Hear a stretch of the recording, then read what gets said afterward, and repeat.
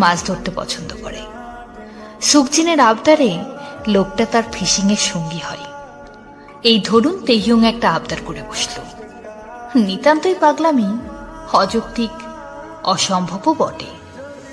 কখনোই এই কাজ করব না আমি বলে মিনিট দুই শেষে বলবে, করতে চাস?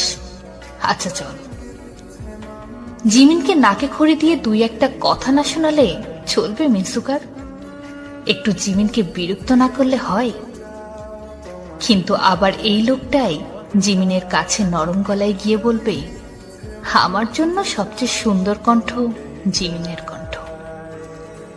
মিনসুকা, হ্যাঁ সেই মিনসুকা যে গম্ভীর মুখ নিয়ে ঘুরে বেড়ায়।